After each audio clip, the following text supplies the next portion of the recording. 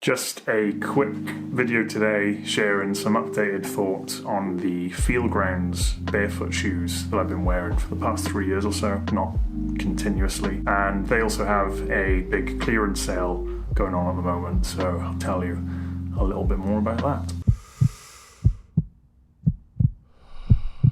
Feelgrounds make really nice looking casual barefoot friendly shoes. I bought my first pair off them, I think it was back in 2019, 2020, when they were kind of just starting out.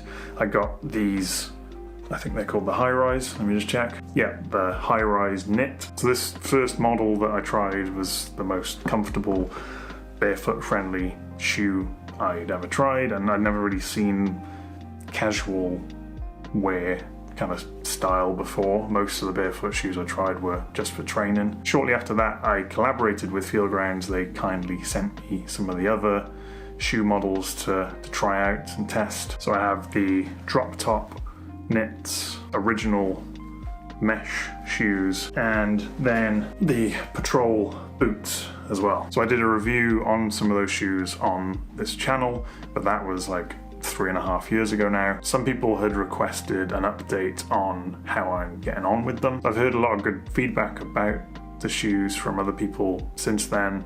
My parents have quite a few pairs and my partner too, but there are also some concerns that people had around the durability and longevity of the sole material. Feelgrounds took that feedback on board, and they have completely redesigned the sole for all of their models now, so it's much more durable and will ideally last longer moving forward. So they are currently running a 50% clearance sale on all of the existing models that have the older sole material. So they're clearing out all the old stock.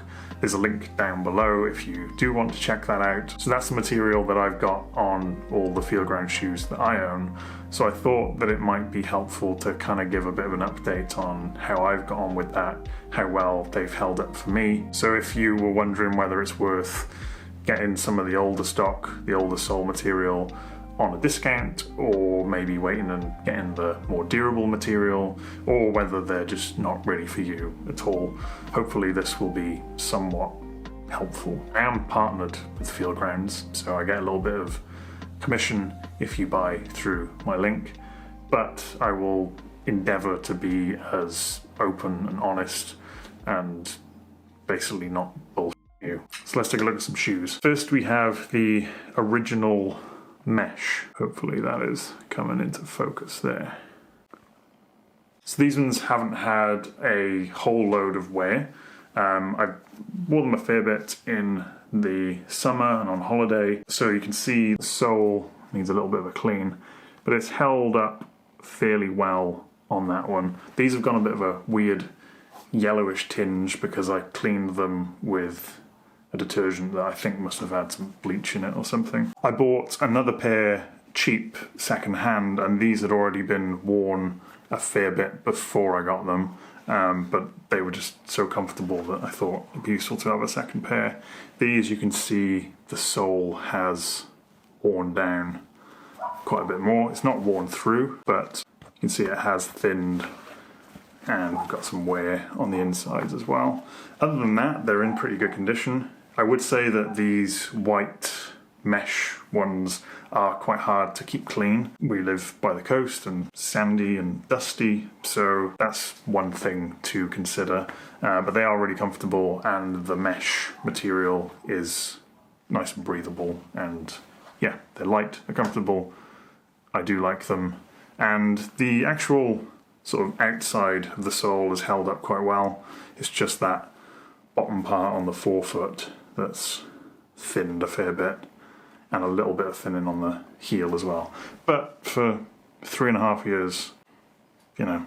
Just for reference, these are my old Merrill Vapors. I love these as training shoes, but they've broken through on the sides, completely through the forefoot on both shoes. The Merrill is, I think I probably had those for 3 years or so. More regular wear with training. They're really comfy and they're flexible and thin. But yeah, thought I'd just throw that in there.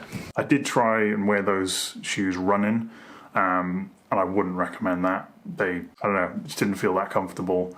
And I think if you were to use them for running, they probably would run through the sole a lot quicker. Next, we've got the drop top knit. Don't know how to do this shit. There we go. So we're focused in there. These ones have held up really well. The knit material, I think, is pretty durable and yeah, seems to hold up, and they still look fairly new. These ones I've worn loads. They've been my casual shoe. I've worn them on holiday and on some quite long walks, and then I just slip them on if I'm going out in the garden or taking the bins out. These ones are really comfortable. I really like the feel of the knit material too. A little bit of wear on the sole, but not too bad really. The inner liner on these has ripped a little bit, and I did leave them at the back garden in the sun for quite a few weeks, so the glue started to melt and separated. That's not ideal, but I think that was more my own doing, and I still wear them. It doesn't really affect. You can see on this one it's got a little bit more of a gouge on that thinner part. I think I must have stepped on a sharp rock or something, but it hasn't gone completely through. But yeah, within the next year or two, maybe they will be worn through.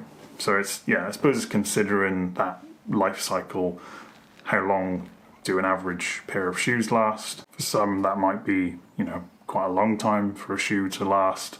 Others might want it to last longer.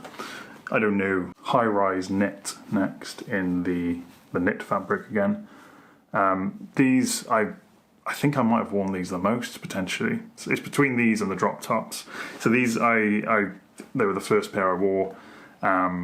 Really comfortable, and I wore these for casual use, but then I did go through a phase where I was wearing them to like go to the beach and clamber on rocks and stuff. In hindsight, yeah, probably should have done that. Again, we've got some of that wear through the forefoot.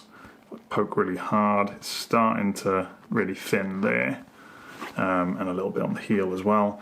These I noticed have also, I've scuffed them a few times, and there's a bit of a scuffing at the front on that one as well.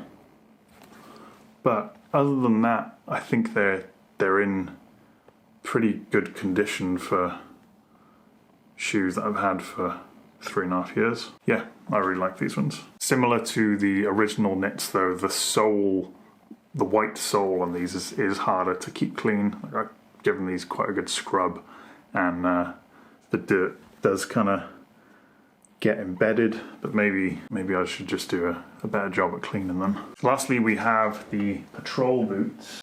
So these are the faux leather hiking boots. I was going to do a review on these, and I was hoping to get into some more hiking and really put them to use way back a few years ago, but long COVID had other plans. My parents both have these though, and they get on really well with them. They've taken them on pretty long hikes around the Welsh countryside, and they're still holding up really well. I would show you theirs, but they are currently away. So this is the sole on the patrol boot. This feels more of a durable material. It may be the same material, but it feels a bit more sturdy. I have been on a few longish walks with them. I took them through Cardiff shopping yesterday. We did about 14,000 steps. Shopping's my favourite thing to do, and my feet held up really well in them. I had to take out the wool liner, the insole, so they would fit a bit better. So you might want to size up one in these if you were going to go for them. Yeah, I wish I could give a bit more insight into these, but yeah, I've not yet put them through their paces, no pun intended. So I hope that is somewhat useful. As I said, Feelgrounds have taken that feedback on board about the durability of the soles, and they've made those improvements. So yeah, I think the existing ones have worked well for me just for casual wear if you're going to wear them very regularly and really put them through their paces and you know, give them a battering, then going for the updated, more durable sole may be worth it. Yeah, if you did want to get a discount, there's a link down below. There's other models that I haven't tried, some other cool sort of sneaker variations, and some sandals that I'm looking at getting. My partner also has the Seasider sandals, and she really likes them with the cork sole. I hope this was useful. I thought I'd share it because people have asked, and I know barefoot shoes in particular are expensive, and they have this sale, so it might be helpful. I hope I covered everything, and yeah, if you've got any questions, let me know, and I will try my best to help. Take it easy. Catch you soon. Bye-bye.